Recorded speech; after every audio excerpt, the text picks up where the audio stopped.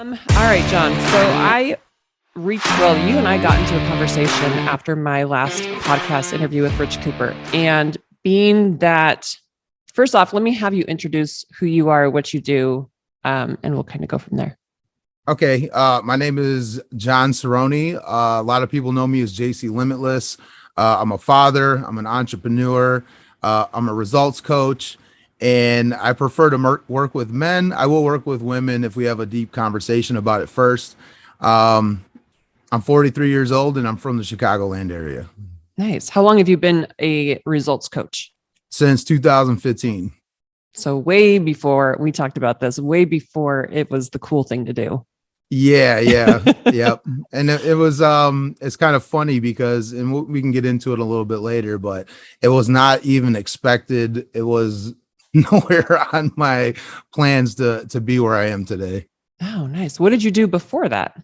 I was a general contractor, so I built homes, ground up, restorations, window siding, doors, gutters, roofs, things like that. Wow. Remodels. Okay. Awesome. Yep. I would love, and we talked a little bit about this, because my audience is mostly women. I think it's really important to have this conversation of the missing men in our lives and in our kids' lives. And it's really easy for them to hear stories about, oh, you should have, your children's father in their life. And it kind of goes in one ear and out the other. But I would love to hear from your perspective as not only a father yourself, but also as a son who grew up without a father.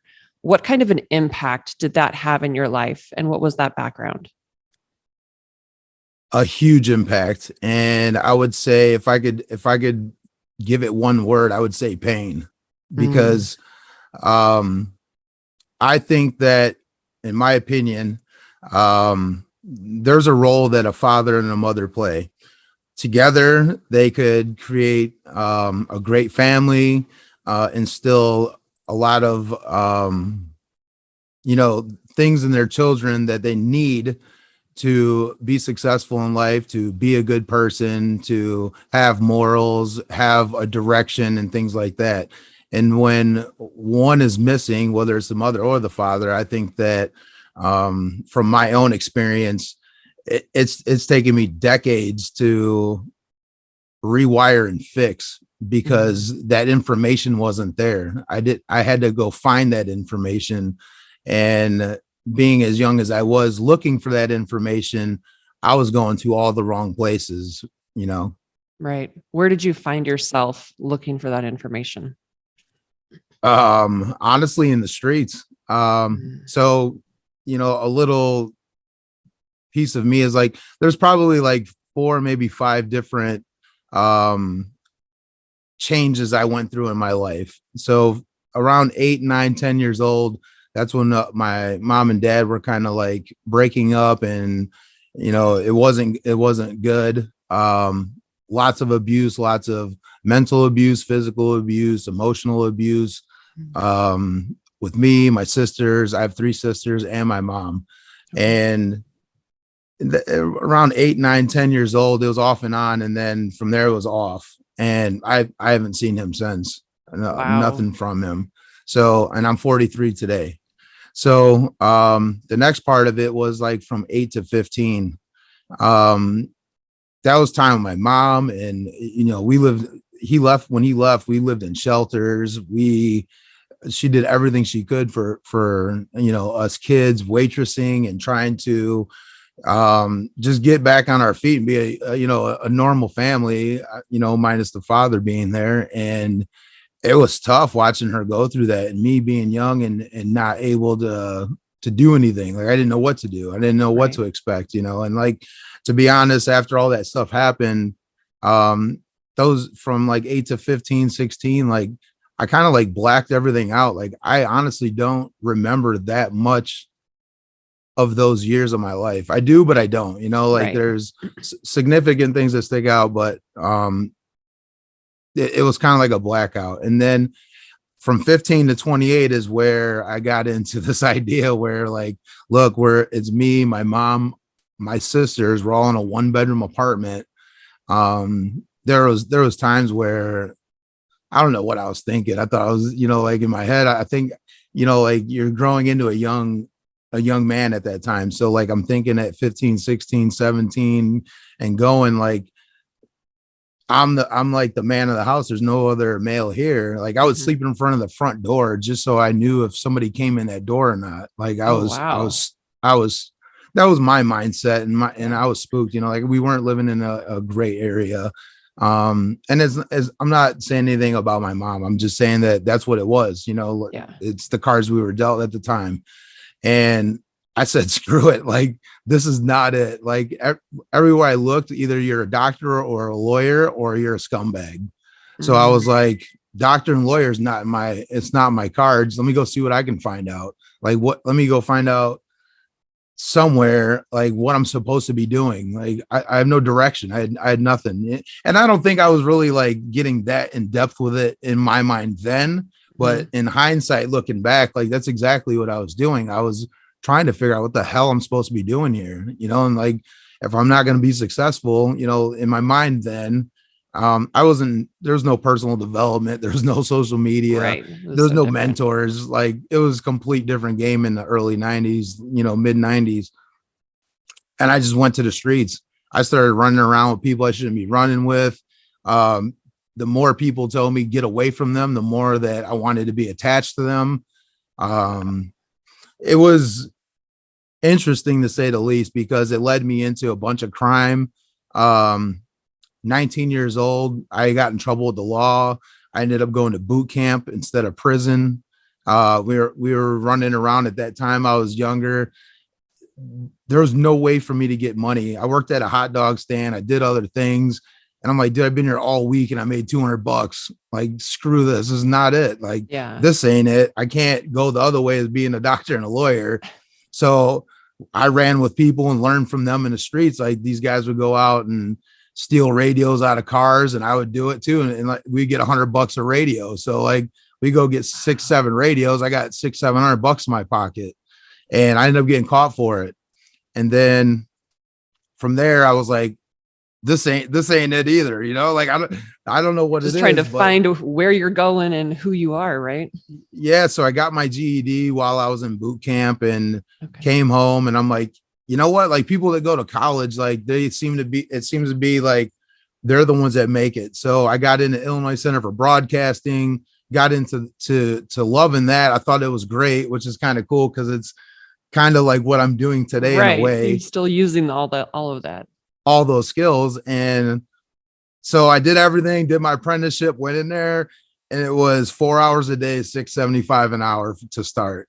I was like, Wow. dude, I just spent like 15 grand on the school that I didn't Right. have. Right. And I'm back at square one. So I ended up getting in the union, worked there for a while. Things were going okay. And I'm telling you all this stuff because in my eyes, it's very important because when we get to the end of this, I can show you how to pull all this together and what Okay. happened because I got to the union, things were going good. 2008 came, no more union, no more job. Right. And so I took my skills as from Illinois Center of Broadcasting, got into DJing, which led me into more crime because I didn't have enough money to do anything. I couldn't afford my own place. And I had a friend that came in and he's like, hey, dude, you want to make some real money? You're in the right place. And he gave me a scale and he gave me an 8 ball of Coke. And he said, here, Oh, shit. give me $80 for this, make 0.7 grams out of this. You'll make $250. I did it. And I was like, screw it. Like, it's extra money. Right. And literally in 20 minutes, it was gone. And I doubled my money. And that led me into my next caper, which I ended up facing 9 years in prison for dealing, manufacturing cocaine because I don't know what statute of limitations are, but Yeah. um, that got crazy, like really crazy. Wow. And Wow. I ended up taking 4 years for that in 2008. 2008, this is where everything changed. This is where um, I got hit in the head by life. So in there in prison, there was nothing to do but work out, eat, and go out in the yard. Mm-hmm. And this guy gave me a book, and I hated reading. I've never gotten into reading. It was a psychology 101 book. I can't remember the name of it, but it was a basic psychology book. And that's where everything got crazy. I got caught with that book by the warden, and they confiscated it and said it was contraband. Oh, And I, and after they took it, I sat in my cell for 2 days. I didn't eat. I didn't do anything because my mind was so blown by this that I'm thinking people pay like hundreds of thousands of dollars to learn this in school. mm-hmm. Why did they take it as contraband? And it took me days to figure it out. They don't want you to evolve. They don't want you to be smart. They don't want you to outsmart the guards. They don't want you to be able to manipulate people. Like, this is how powerful your mind is. And at that point, I took my whole box, which is full of commissary, had all my food, hygiene stuff, everything that was worth of value in there, walked out into the day room, dumped it on the floor. And I said, the first one to get me a psychology book gets all of this. Oh, shit. And they brought me another one. I cut my mattress open, stuck it in there, and read it every night. Like, I almost memorized that book. And from there, I got into psychology, neuropsychology, neuroscience, neuroplasticity, human behavior. To this day, I'm obsessed with it. Like, I cannot get enough of it. And so when I came home, I thought to myself, well, there's nothing that I can find that offers me anything. I'll cut grass. I'll clean gutters. I'm going to make my own money. I don't need nobody, like, this is the direction I'm going. And I took $236 and turned it almost into a $500,000 a year business doing general contracting. Holy shit. I've never swung a hammer in my life. I had no clue what I was doing. I was approached, and because at the time I did asphalt back in the union, and somebody needed a driveway. Word got out that they needed houses framed up. They said, I heard you're the best person out here to get houses framed up. And I knew in my mind that there was, at the time, journeyman carpenters were laid off.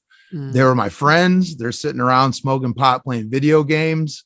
And that's how it all kicked off. I hired them. They got the job done. I made $9,000 in a couple of weeks, and I ran with it.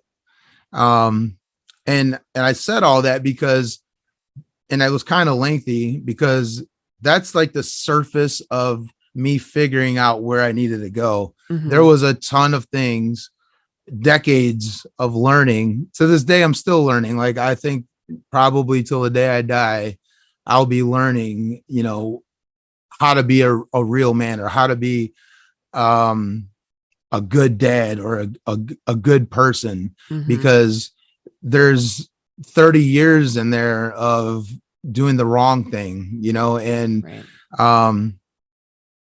without that father figure there in people's lives, I would highly support and be an advocate for, no matter what's going on between parents, it's always about the kids, like, they come first, no matter what the parents' problems are or what's going on. Like, it is crucial that both are there, and both be adults, and both be grown-ups, and both put their BS aside and be there for the kid. Because if not, I'm a prime example. I'm actually probably a great example of how a kid can turn out.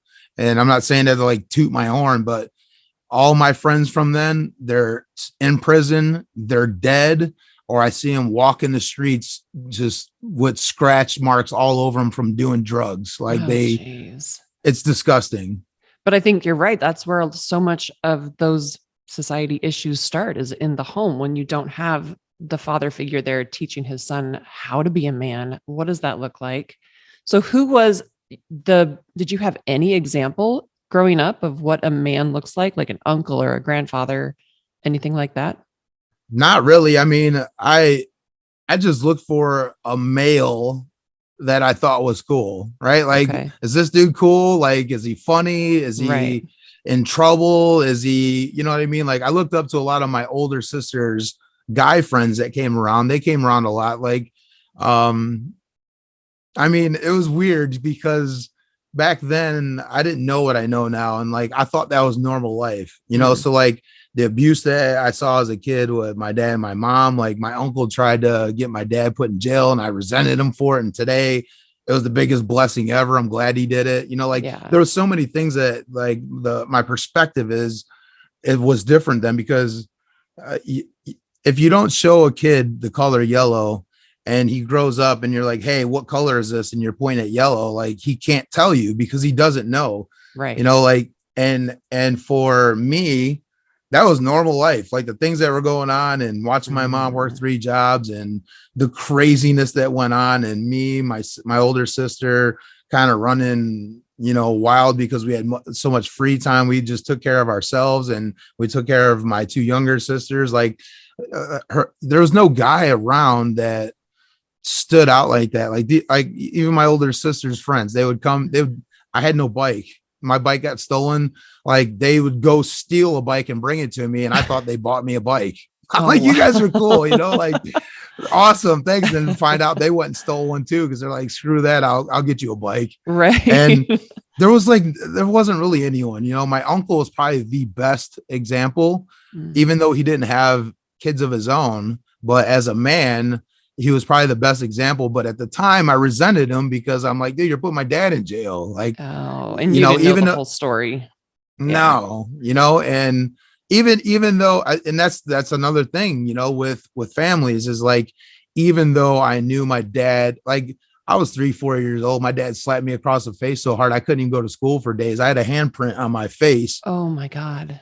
for days, like a welt, like a complete handprint. Like Right. even though those things were happening, I thought it was normal. I'm like, this Mm, happens in everyone's house. Like this is normal life. Like I didn't know any different. So when he was like, when my uncle would protect us, I took it as, you're threatening my home. Like, it's my dad. What mm, are you doing? Don't take him from me. right. I thought it was normal. And that's the confusion from, being in a home that is dysfunctional or being in a home that, things are missing. Like this affects kids like on magnitudes of levels that Oh yeah. people don't even know, and um I mean, to be honest, like I didn't really find, and this is probably going to sound kind of funny, but until like 2000, like 13, 12 or 13, I was already doing personal development when I found the psychology books, and I got it Right. in all, like I bought like 50 of them when I got home. I didn't know what personal development was. It wasn't even a thing. Like nobody even talked about it.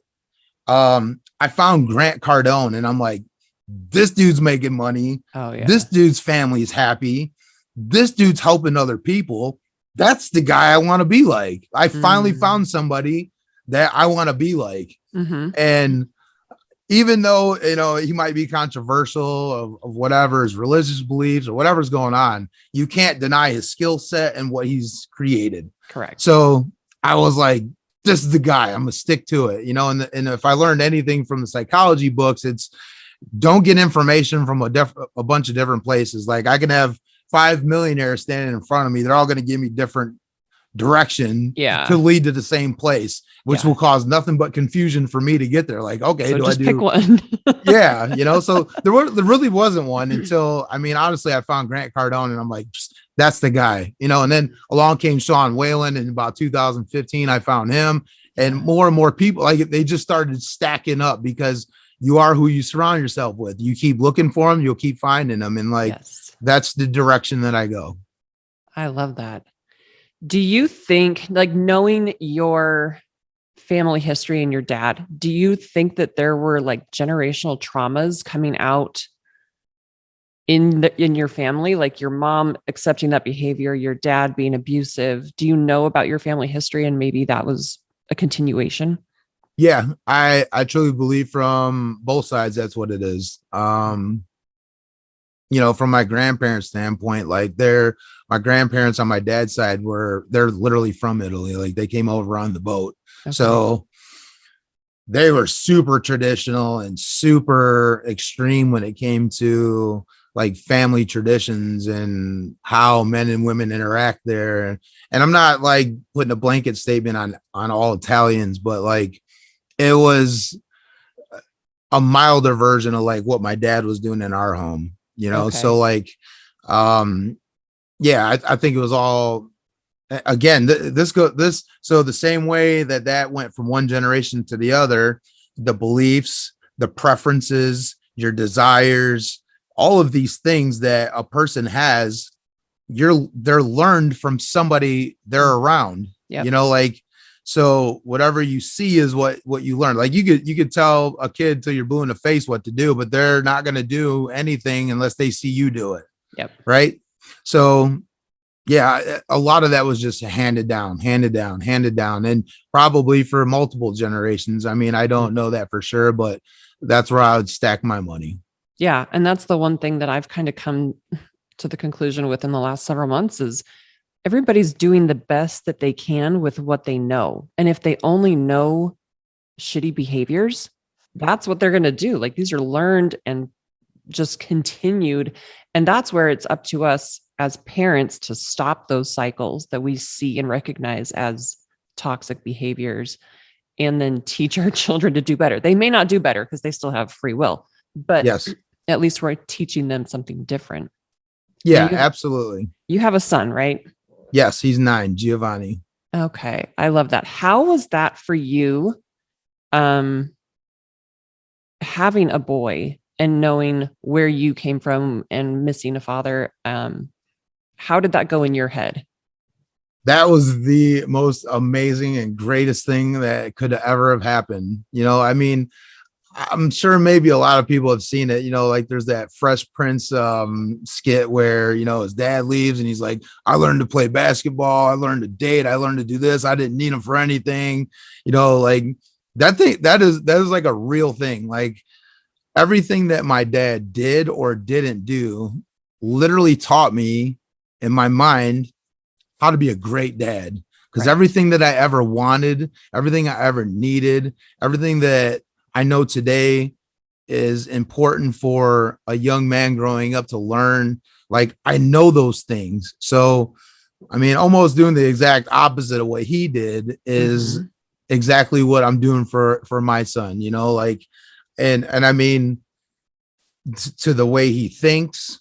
I don't want to persuade him into doing anything. I want to teach him like how to think, like how to be a critical thinker, how to eat right, how to act, how to present yourself, teaching him masculine things like, mending a fence on the farm or working on your car, fixing the brakes, like none of that was there for me. I learned all of that on my own. I learned how to frame houses by myself. I rebuilt engines in my car because I had no money when I was younger to pay anyone to fix it. Like I had to learn all of that, like decades of things that I feel like half my life was wasted having to learn stuff on my own.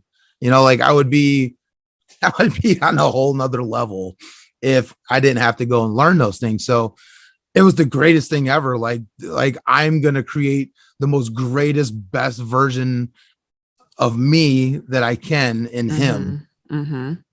My boyfriend and I were talking about this last night that we want like the best for our kids, right? But we learned a lot of the things that we have learned the hard way, whether it's from divorce or parents dying or whatever. How I almost want my kids to have some kind of hardships and trials because I feel like that builds some character, but I don't want them to have a difficult life. So what do you think about that? Like you've obviously grown so much because of what you've gone through. Yeah. So, and I'm not being weird about my phone. I'm actually going to read you something. Okay. Because that's so funny that you brought that up. So in my mind, I'll look this up in a second. I have something that I wrote to my son and I want to read it to you because it fits exactly what you just said. Let's read it. I want to hear it. Okay. Let me find it. We'll edit this as we need to, so we're good. Okay. But anyway, I mean, yeah, here. So I wrote this September 24th of 2017. And I get my son like every week. And when he comes, I read this to him. And in the beginning, he didn't really understand it, but now he's starting to get it. And it goes like this: Giovanni, son of mine, I will never do for you that which I know you can do for yourself. I will never rob you of an opportunity to show yourself, your ability, and your talent. I will see you at all times as a capable, effective, powerful creator that you've come forth to be. And I'll stand back as your most avid cheerleading section, but I will not do for you that which you intended to do for yourself. Anything you need from me, just ask. I'm always here to compliment you or assist you. I'm here to encourage your growth and not justify my experience through you. Love, Daddy. Whoa. Damn.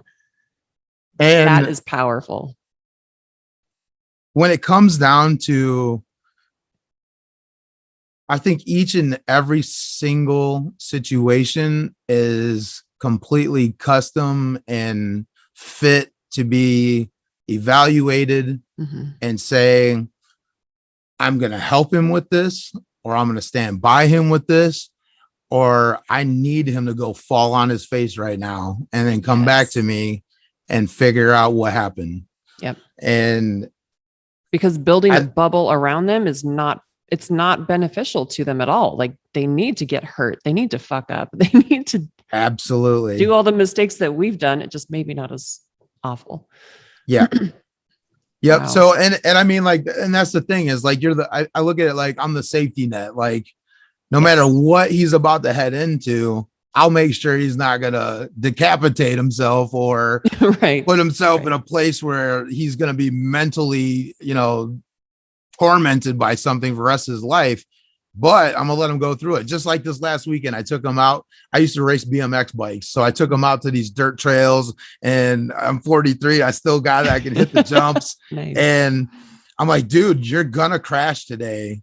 His mom has him most of the time. So like she tries to protect him in the bubble as much as possible. Yeah. For the first 9 years of his life. And I'm like, you're gonna crash. It's gonna hurt. It's gonna be crazy. She'd probably have him out there in like so much gear, like he couldn't even, he'd probably suffocate in heat. But I knew he was gonna crash. And I wasn't wishing it on him, but we went down the hill and what did he do? He crashed. He got this big old rash. And we went back to the top of the hill. And this is so important because we went back to the top of the hill and all our business people out here, everybody who ever been through something, anyone who's ever tasted fear in their life will understand this. He got to the top of the hill, looked at the hill, looked at the bike, looked at me. And I'm like, you ready? And he goes, no. And I'm like, I'm going to tell you right now, the longer you sit there in fear, the longer it's going to eat at your mind. And if you keep thinking you're going to crash, you're going to crash. If you think you can make it down that hill, you can do it without crashing. I was like, do you trust me?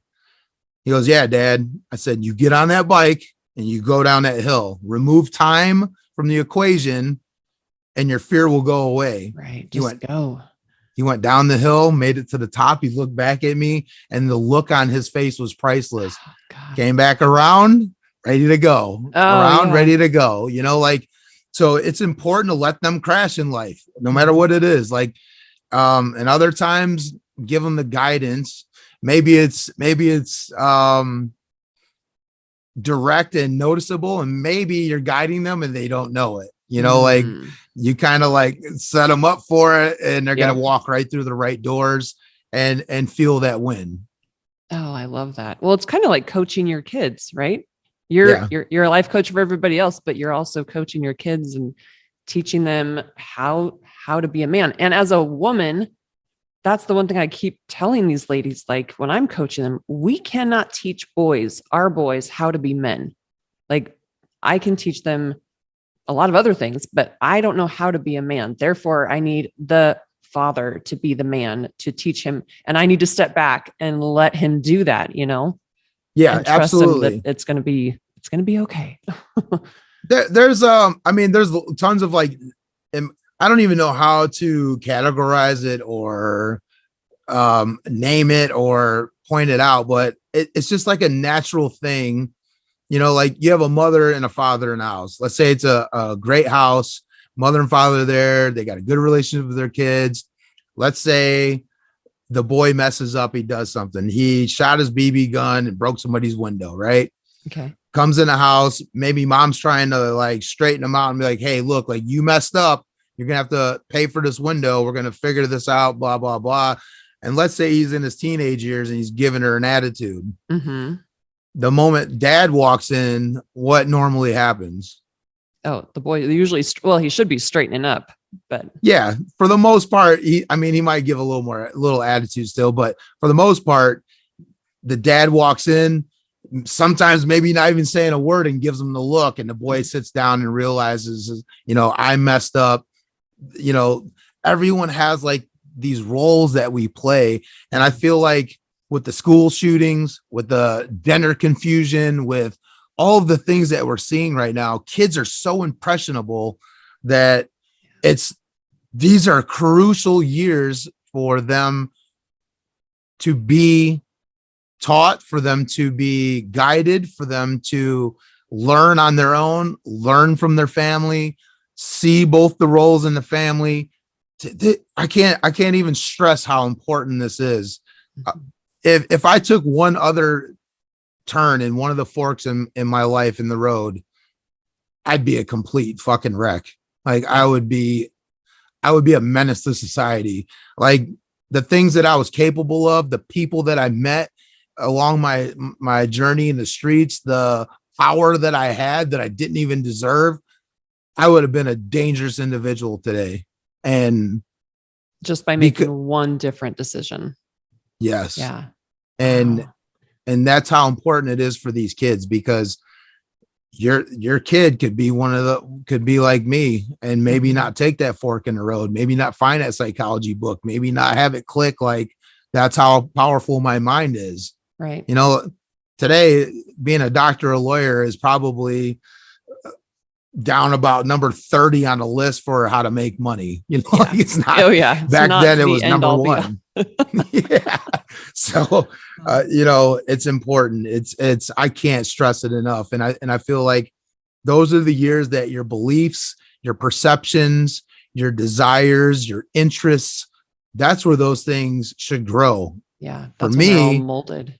it was in my 30s rather than in my early teen years, or before my teens. Like that's when those things should be growing in kids. Like that's when you should be introducing things. Like our potential cannot be measured by tape measures or stopwatches or any of this stuff. Like kids are capable of much more than what we let them do. And yes. I think it's important that we find the edge of the stage and push them to it and make them a little uncomfortable. Yeah. Yep. I wish somebody would have done that a little bit more in my life too. Yeah. What have you reached out to your dad at all as an adult? So there was one time that we ended up seeing each other, I guess you could say, and it was for a few hours. When I was 7, I got hit by a car. My leg got broken in half, and there was a settlement. I didn't know anything. Like I knew there was a settlement, but I didn't know nothing about it. I was 7 years old, and he kept my mom out of it. The settlement was in my name and his name. The money could not be released without both our signatures, and I had to be 18. There was $13,000 in that account. My dad showed up to my house at my mom's house when I was 18, where I was staying, and came to the door. I opened the door, and I didn't know whether to hug him or fucking knock his teeth out of his fucking head. Because when I was little, he was bigger than me. When I opened the door, he was about 6 inches shorter than me. Oh, wow. And I had a lot of crazy emotions and good thoughts and disgusting, evil thoughts going through my head all at one time. So I slammed the door. Long story short, we went to the bank, pulled the money out, and he said, "Hey, I'm going to go see my buddy Meatball." Literally, he has a friend named Meatball. And I'm going to come back. We'll put this money in an account so your mom can't touch it. Like he made her seem like that whole conversation was about how bad she was. And she don't need to even know about this. And he left. He never came back. He took all the cash with him. And shit. That was pretty much like, and he ended up getting I told my friend Davey, he was the only one that knew at the time. I was 18. Don't even tell my mom. It cost me 13 grand to get rid of this piece of shit. Fuck him. Get him out of here. Like, look, I ain't seen him in 10 years, and this is what he does. First day, couple hours. So he ended up telling her anyway. They had him expedited. He served a year in county jail rather than give the money back. So that literally told me even more about him. And the judge was like, I'm making his bond 13 grand, 13,800. I'm keeping 800 for court costs. Mm-hmm. If he bails out, I'm giving you the 13 grand. And he bailed. My grandparents bailed him out. Oh, wow. So after that, like I had no interest in even seeing him. And to be honest, like maybe this sounds immature and maybe this sounds, I'm just going to give you like what's in my mind. Even after everything I've learned and weighing things out, I've literally watched him beat the living fuck out of my mom when I was little. And today I know that he's going to get his leg amputated because of diabetes. He's not doing well. He's older. He's approaching 70 years old. And I would like nothing more to go sit down with him in a restaurant and bitch slap him across his face and fuck with my mom sitting next to me. Right. Right. So he knows still hang on to that. Wow. And maybe that's, and I'm not saying that's the right thing to do, but there's also another side of me. It's like, don't hit this old motherfucker. He's going to you're going to break his neck. Right. You know I mean? Like, and then you'll be so, I mean, there's a lot of things. And again, this is how important it is to have the mother and father there, because even at my age and all the things I learned and all the things I've been through, this is still the fight I have in my head. I have problems to this day with lots of things. And, and I think like you and Rich talked about, like men and women and relationships. And, like I never heard of him before. And I went and looked at a couple of his videos. I'm like, this dude's pretty cool. Like he's got some good content. I didn't agree with all of it, but I dug more into it. I dug more into it. Like there's alpha males and beta males. There's fucking zeta males. There's all this weird shit on the internet right now. And I'm thinking to myself, in the 90s and early 2000s, like dating was simple. We're together or we're not. You know what I mean? Oh my God. And now there's all the different stages and like, we're talking, no, we're dating. And then it's fucked. And to be honest, like all of that stuff still affects me today. Like I've dated two people in the past, probably 8-9 years, and both of them for about 6 to 8 months, and both of them, well, the first one was a catastrophe. I got cheated on, lied to, like the whole 9 yards, whatever.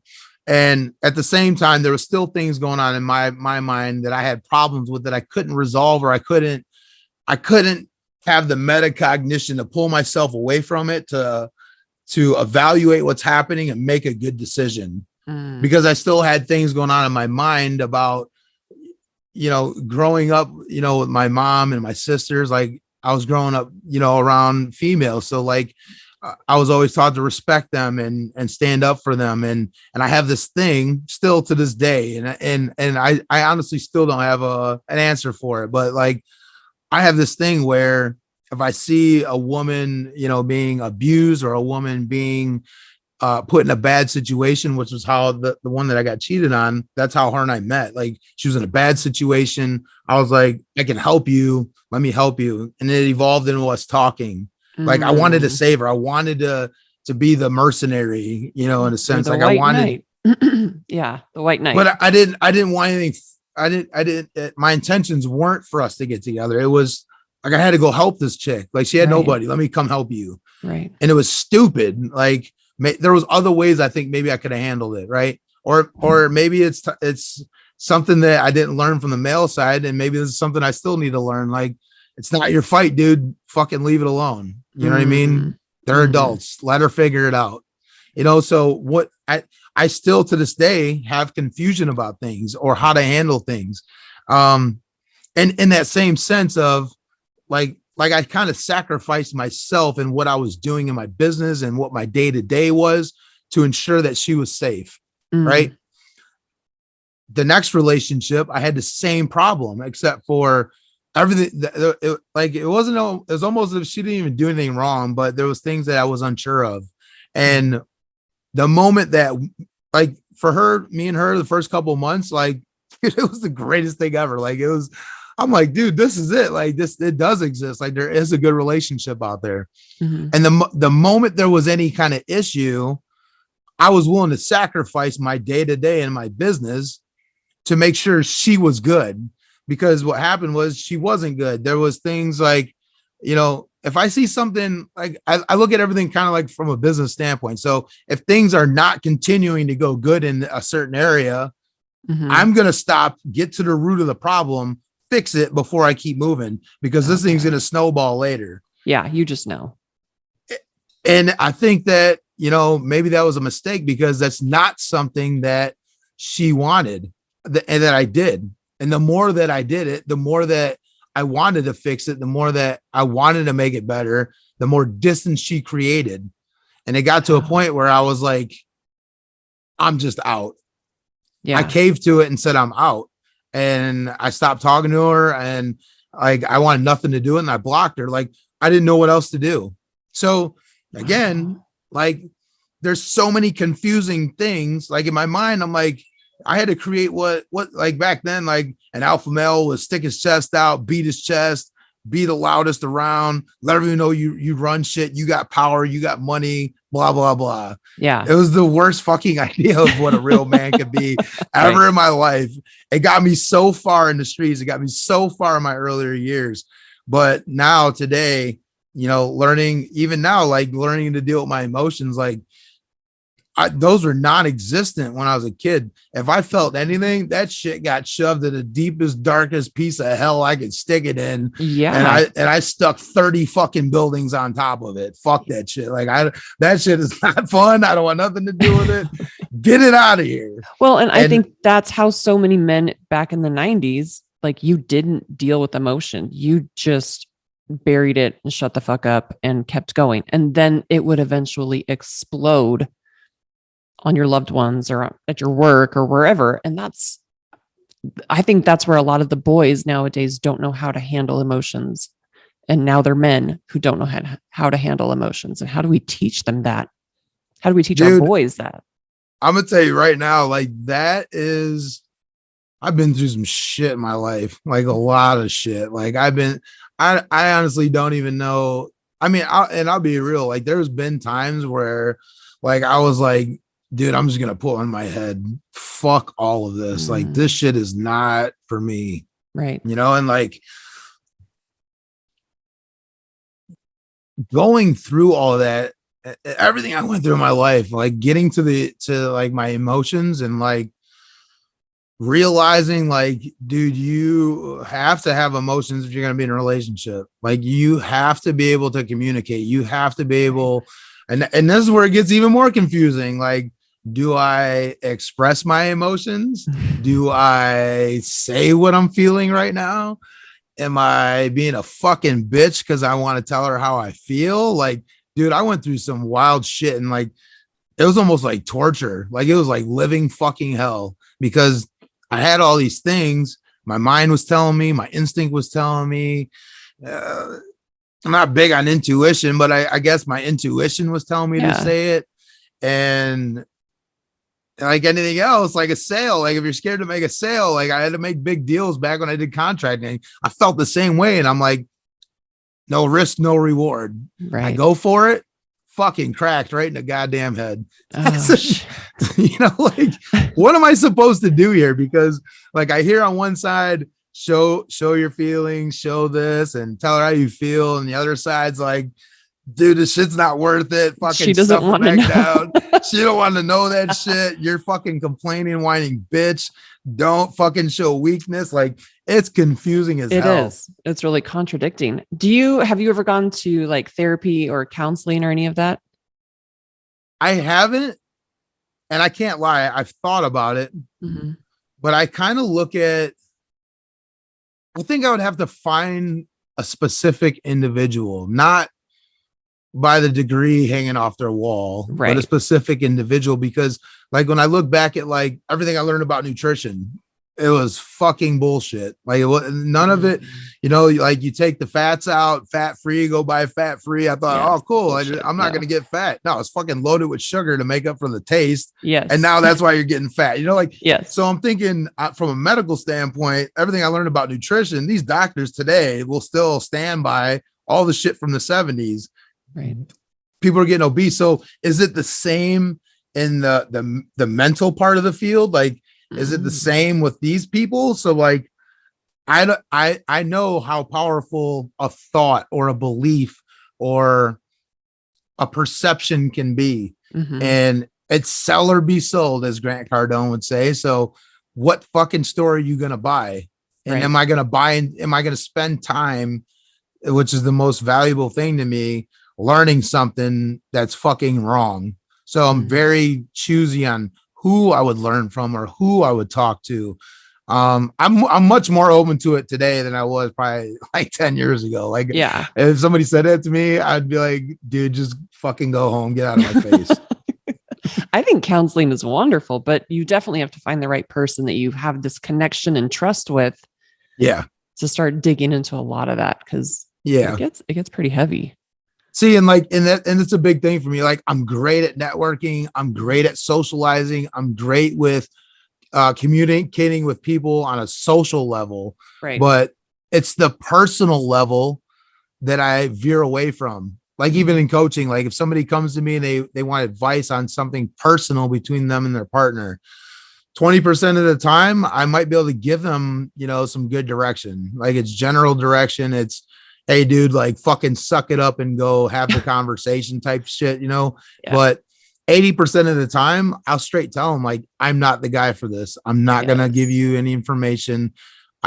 I can teach you how to make multiple six figures. I can get you the 8% body fat. But I am not the marriage counselor. I'm not a fucking marriage counselor. You're going to need to get another coach for that, you know? And like, I won't preach that I can show you how to make $1 million. I've never done it. I won't preach that I can get you to 5% body fat. I've never done it. I've done 8, you know? So like, I refuse to give information on things that I've never done. So like, that hurts my business, because I'll say like 40% of a lot of the problems that these people are having are in their home relationships. Yep. And it's bleeding into everything else, right? It's fucking bleeding. And like, there's still, I mean, I still get rave reviews and lots of recommendations, but I know how much better my business can be and my own life can be if I could figure these things out, you know? And it's almost like gaslighting, you know, like if you ever been gaslighted before, and like it causes like lots of confusion and questioning reality, and like, that shit hurts. Like, that shit fucks you up, you know? It like, really fucks you up, because then you're like, did I say that? No, I don't know. Like, you're second guessing everything in your head, and what is your reality? It's like, oh, well, at least you don't tell your customers that you can fix all their problems, you know, for just so much a month. And I don't fucking know. There's enough of that out there. I'm fucking no. Like, I have a specific thing that we focus on. It's more about like, you know, big think and you know, creating strategic plans and goals, you know, accountability, you know, the fitness and mindset thing is the big part, maybe sales and scaling your business, networking. I veer away from the relationship part, you know, as much as I can. You know, if I can help, I will. You know, like if I feel confident, like, dude, just stop being a bitch and fucking open your mouth, go have the conversation, bro. Yeah. And he'll go, you know, like, so other than that, like I stay away from it. Nice. This was great. Let me ask you one last question. Do you think because your dad was abusive that you would have been better off with him there? Absolutely not. Okay. No, absolutely not. When I was and that's like a big thing that has been talked about throughout my family too, you know, and I thank my mom for it almost every time I see her, you know, like literally, I'm not kidding. Like, cause it comes up a lot, is that if she didn't make that decision, I don't know where the hell I would be today. Right. because my dad was also tied into, and I didn't know this when I was younger. I found this out later. Like he was tied into criminal shit, like drugs, and he ran whore houses disguised as selling spas, like Oh, all wow. the all types of shit that I didn't even know about. And I think my mom got to a point where she just kind of felt stuck and trapped when he led her into all of this. She's got a kid, all the stuff's going on now. My two younger sisters, they're, with him as well. Like there was so much going on. So like, I feel like sometimes it's best to make that cut. And it doesn't mean that they can't go back on it Right. if he gets his shit together. In this case, like my dad never, and to this day, hasn't done anything to make it right or fix it or work on himself, like completely nothing. So this was the best, in my opinion, direction it could have went. In other cases, if the guy realizes what he did and he truly, and I mean like a 2-3 year track record of working on himself. I'm not saying Yeah. like, Making cool, changes. he did good this 2 weeks. Like, let's go see him. Like, fucking don't be an idiot. Like if that takes place, that's fucking great. Like that, I wish that could have happened for me. I wish that I'm not, but it wasn't the case. Like I look at my son and I'm like, there's no way in hell I could go 30 years without seeing that kid. You'd fucking have to kill me. Right. You literally would have to kill me. Right. And there's no way you could beat your kid either. Like that's No. that I just couldn't imagine being in that position either. If you play your cards right, you don't even have to raise your voice. Like, and I mean, the most I think I've done to my son is, hey, and him look at me and I'm like, bro, I know, dad. And that was it. He understands. Right. Like, and that's the importance of having the male father figure there in the child's life, because it helps so much. Yeah, it's vital to have both of those, because we have completely different roles in a child's life, a mother and a father, and they're equally as important. That's what the point that I'm trying to get across to a lot of these ladies is, yeah, you might be divorced and think that your ex is an asshole, but your kids still need their dad. And to just take him and to rake him over the coals financially, whatever that looks like, it's not serving the kids. And that's really what it's all about in the end, is what's best for the kids. Yeah, absolutely. And just to add a little more to that really quick is like my son, his mom and I, we're not together anymore. Like I got so when I was building my general contracting business, I was obsessed with it. It caused my business to do great, but our relationship to fail. Yeah. And again, probably a lot of stuff I probably could have fixed if I wasn't all fucked up in the head back then. You know what I mean? But long story short is that today we're best friends. We've never gone to court for custody. We've never fought over money. We've never done the traditional, what happens in America when parents break up. Like we've never done none of that. Like, wow, everything's cool. I can pick them up whenever I want. I mean, we literally have them like 50-50, and I think that's the greatest thing. Like she's even dating somebody else now. And like after I just got back from Florida, we just talked and, G was like, hey, I wish mom could have saw this, or mom would have loved this. And I'm like, I called her up. I'm like, hey, look, like, I think you, me and G, and it has nothing to do with me, making an attempt to be with her. That ship has sailed. Like, right. I have no desire for that, but I thought it'd be super dope that he could have his mom and dad together and go do some fun shit together. You know what I mean? Like, dang, that's not something that most kids get to see when their parents split up, So like, how did you get to that point? Oh my God, that I'll say when we first broke up, like it was so fucking bad that we could not see each other. We could not get on the phone together. It was a complete fucking screaming match. Like 2-3-year-olds with no fucking parents around for the last 2 years. Like it was disgusting. I had headaches and veins popping out of my face every time I left her. Right. And so we text and text, super short, this time, this place, no higher buys. And eventually the conversations grew.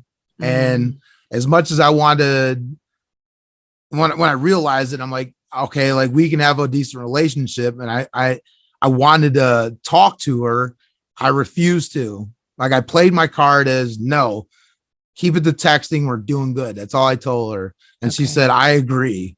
And I think we were both coming around, you know, we were both sore about the breakup. We were both sore about what happened. I waited till I was 33 years old before I had a kid because I didn't want my son to grow up without his dad. I wanted nothing but a family. Like to this day, it's painful that I don't have that for me. And it evolved like over time. Like, I mean, they say time heals all. Like I always thought that was kind of bullshit, but it literally, there's no explanation for it, but persistence and time, because the conversations began to grow. And to this day, like I'll even like, well, she'll text me and they're at a horse show traveling with her boyfriend and doing all this stuff. And she'll text me and be like, hey, you know, here's G, and send me a picture of him on a horse and they're doing penning and all this cool shit. And G will be like, I love you, Dad. And I'll text back and he'll say it on her phone and I'll say it back to them like, hey, I love you guys too. You guys be careful. Like I will take 1,000 bullets for her to make sure that her and my son are safe. Like I have that same type of love for both of them. It's not the relationship love. That's my responsibility love. I have to take care of that love. I think it's that man role coming in where I want to provide, I want to protect, I want to be there for them and be able to help them. Like I don't want her to suffer. Like that's my son's mother, you know? So like, it's just something that evolved over time. And it's one of the greatest feelings to know that like at any time, like I can laugh with her or talk to her and have a good relationship with her. It's amazing. Yeah, that's really special because that's not something you see very often. Yeah. Or, I mean, it takes years probably to happen. And it did. It literally took probably 2-3 years for us to get to this place. Yeah. And now it's really growing too, because going from general contracting to what I was doing, you know, live streams and coaching, like my family is like, go get a job, live check to check, fucking die, you know? And like, she didn't get it. She was like, you're a fucking idiot. Cause I sold my whole business to do this. I got on stage with Les Brown, traveled all over the United States, speaking everywhere. They're like, what the fuck are you doing? You're a fucking idiot. I sold probably $150,000 in equipment, fucking scrapped the whole business for this. And they didn't get it. They're like, they're looking at it like you have fucking nothing. You're an idiot. What the fuck are you doing? You threw it all away. I'm like, you're like, just watch, just wait. Yeah, because somebody came to me one day and they're like, dude, like you're supposed to be building people, not fucking houses. And like, that cracked me so hard upside the head. Wow. And I refused to do it. I did. Like, I had like 15, 20 different people trying to get me on stage to do it. And I was like, no, like, I got shit to do. I got like 6 houses going up today. Like, I don't have time for this shit. You know, I fucking keep it moving. So there was so much going on. Like, and God, like I'm just glad it played out the way it did. And that I chose the things I did in my life to learn and put time into, because I'm super happy with how things turned out considering. Yeah. Oh yeah. You've definitely come a long ways from where you started. Yeah. That's awesome. Sweet. Well, where can everybody find you? Well, you can just find me on Facebook, John Cerrone, JohnCerrone. That's my public figure page. And then Instagram is JC_limitless. Awesome. Yep. Sweet. Well, thank you so much for talking to me today. I hope that this, I don't know, just strikes a chord with somebody, and just, you can come back from anything, but with or without a dad, right? Preferably with a dad. Yeah, preferably. Yeah. You're making that change. I hope that if anything that comes from this podcast is that people see the importance of having the father around, both from me as being a boy and me being his dad today. Like Right. it'll stop a lot of pain, struggles, and problems for the child in either sense, you know. So if there's anything more that you want to know, or anything more that your audience wants to know, like my life's on a billboard. Like you can find all the good, Right. the bad, and the ugly about me on the internet, and I'd be happy to answer any questions, or maybe figure out new things in the future. Sweet. Awesome. Well, thank you so much, John. It was good talking to you. It was very good talking to you. Thank you so much for taking the time today. Yeah, of course. All right. Have a good one. All right, you too. Thanks.